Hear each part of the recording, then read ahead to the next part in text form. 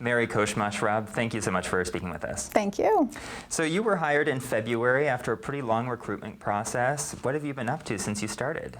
My actual start date was April, so it took a little time for me to get acclimated and move to San Diego from Sacramento, but I've been up to a lot. So part of the responsibilities of an auditor when they take on a new organization, especially one that has not had the position previously, is to really gain an understanding of the organization and perform a risk assessment. So that's really what I've been doing, along with creating some policies that will be coming to the board shortly that will bring some accountability and transparency to the agency. Working on my 2-year audit plan, says where's the risk at that I can see thus far, and really just getting into the habit or the environment and getting to understand it. Your position was created after SANDAG went through a scandal, and that involved revenue forecasting, but your position now really goes beyond just finances. You're also asked to look at program effectiveness, management structures, really the fundamental issues of this organization. Where do you start? Absolutely, and that's where the risk assessment comes in, and you're right, it's kind of like a big bundle of, okay, now what, right? And so there's a lot of external auditors that look at SANDAG, and they look at the fiscal aspects of it and pieces of it, and then we do have an internal auditor here at SANDAG that looks at the internal controls and compliance and performance types. But my job really is to look at the riskiest of those areas and fill in the gaps where external auditors and the internal auditors are not looking at or considering.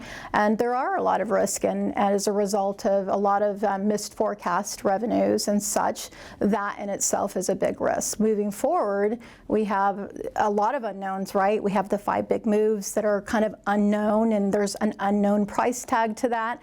So me and Hassan have been working closely, and needless to say, I'll be on him the whole step of the way to make sure that those projections and forecasts are more accurate and have really considered everything that we possibly can consider, so we're on target a little bit better.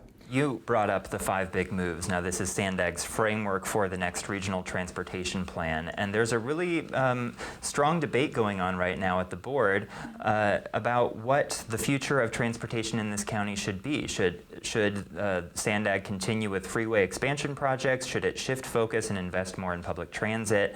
Now, that's a policy debate, right, but there are also some risks involved with both paths.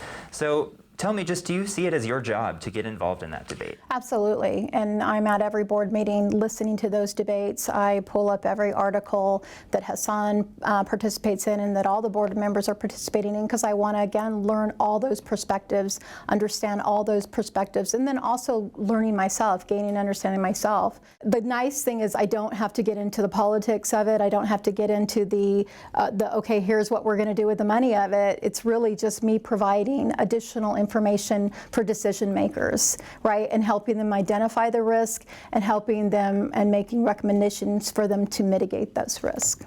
What makes a good auditor? Integrity, a willingness to really not back down as long as it's supported. So you have to have sufficient evidence. You have to be unbiased. It's not about personal, it's not about an opinion, unless it's a professional opinion, which should be based on facts and evidence. So I think just the willingness to look from both perspectives, that of an auditor, that as management, but also that of the public. Mary Koshmashrab, thank you so much for speaking with us. You're welcome. Thank you for having me.